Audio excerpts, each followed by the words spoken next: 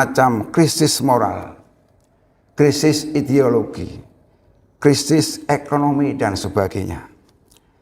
Karenanya marilah kita renungkan firman Allah Subhanahu wa taala.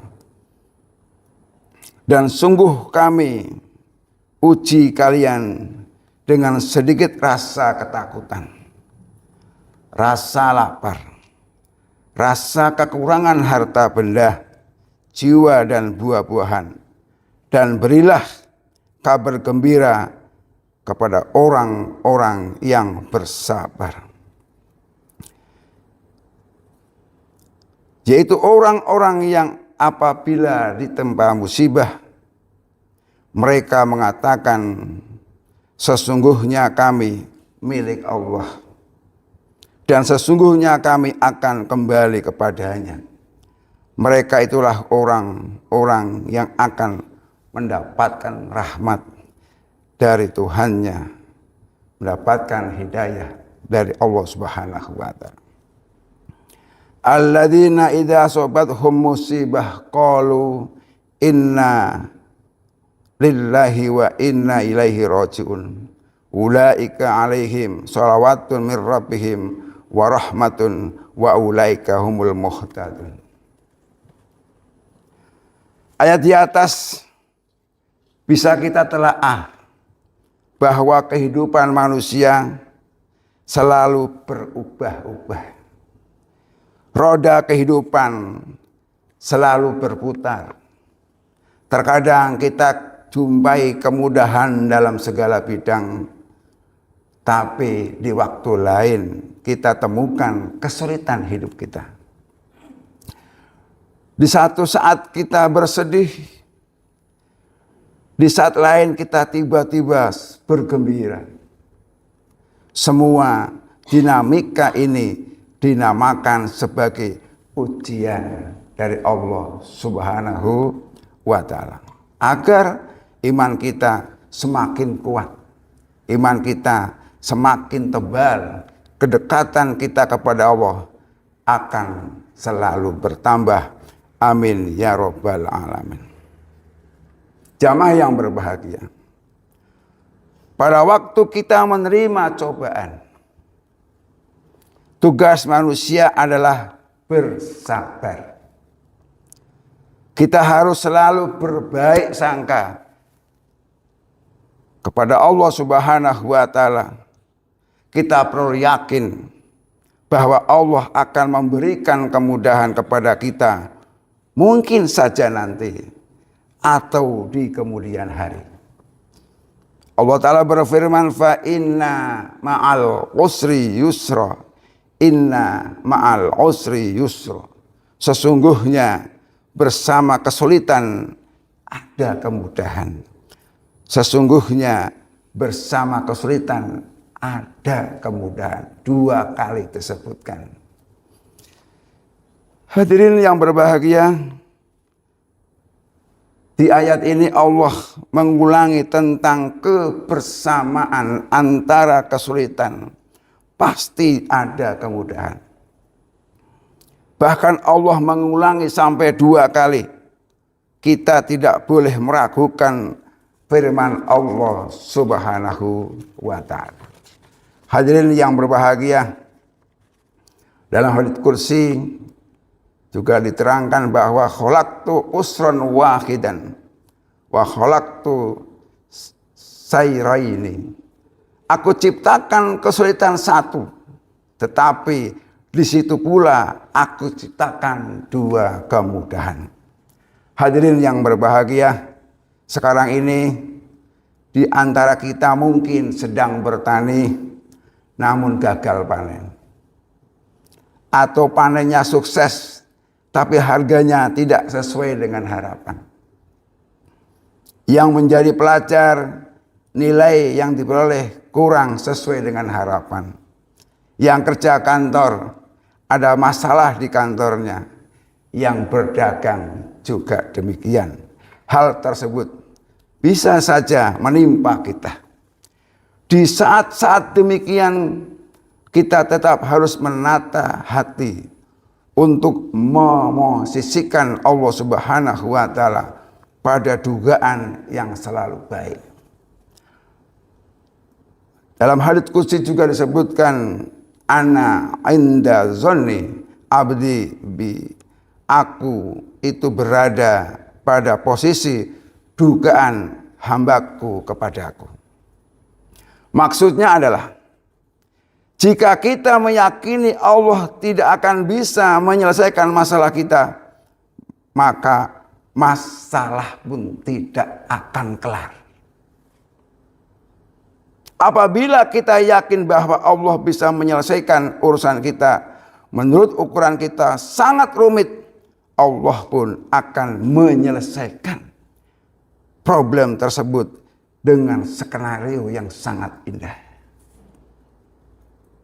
Maka yang patut kita panjatkan kepada Allah bukan kalimat ya Allah masalahku sungguh besar, bukan. Diganti masalah Allahku maha paling besar. Bukan masalahku yang paling besar, tapi Allahku yang maha besar. Seberapa besar masalah kita, Allah lebih agung daripada masalah kita. Jamaah yang berbahagia, dalam perkataan Ibnu Mas'ud, beliau menyebutkan bahwa demi Allah, seandainya kesulitan, keterpurukan, kegagalan itu berada dalam satu lubang, pasti kemudahan akan mencarinya hingga bisa merangsek masuk, dan kesulitan tidak akan bisa mengalahkan kemudahan. Dalam arti kemudahan pasti akan menang. Solusi terbaik menghadapi hidup adalah harus optimis. Karena optimis merupakan sumber keilmuan. Dengan demikian, yang harus dilakukan bersama adalah membangun optimisme, sembari sambil membenahi sejumlah kekurangan yang ada pada diri kita. Yang mendesak dilakukan yakni melakukan evaluasi sikap dan kinerja dengan tetap mengutamakan doa kepada Allah Subhanahu wa taala. Jamaah yang berbahagia, perhatikan pesan Nabi Yakub alaihissalam kepada anak-anaknya.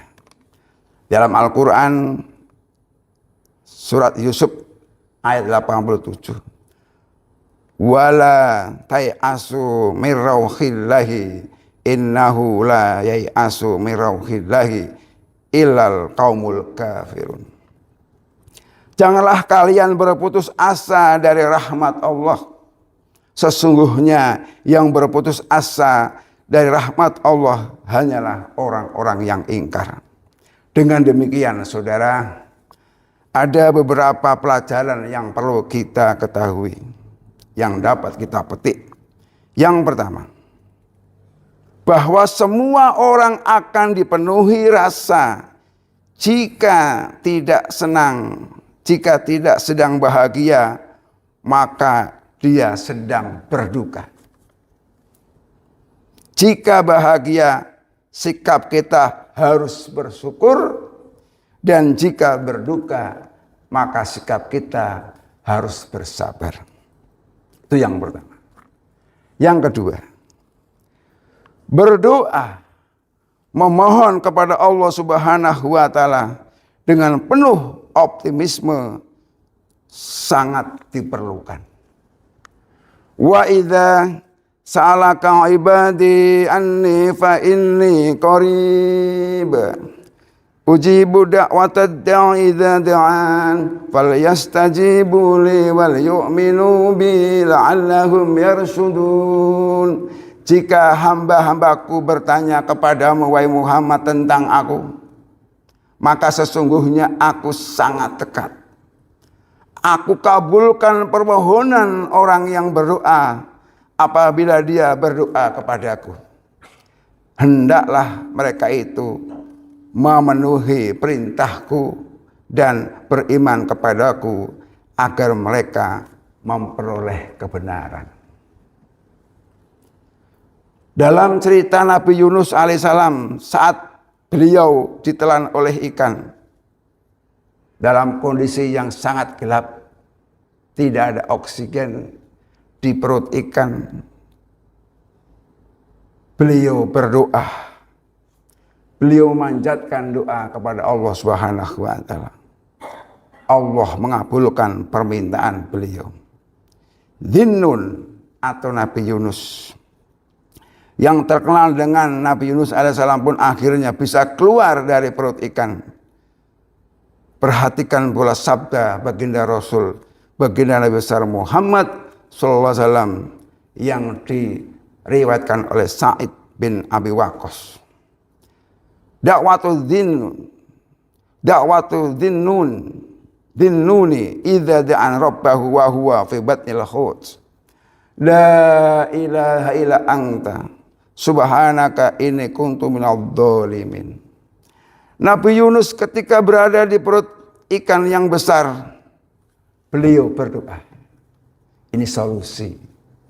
Kalau kita punya kesulitan sebesar apapun, doanya ialah la ilaha illa anta subhanaka inni kuntu minadh dhalimin. La ilaha illa anta subhanaka inni kuntu minadh dhalimin. Tidak ada seorang muslim satupun yang berdoa memakai kalimat itu kecuali dikabulkan oleh Allah Subhanahu wa taala. Yang ketiga, pentingnya berbaik sangka kepada Allah.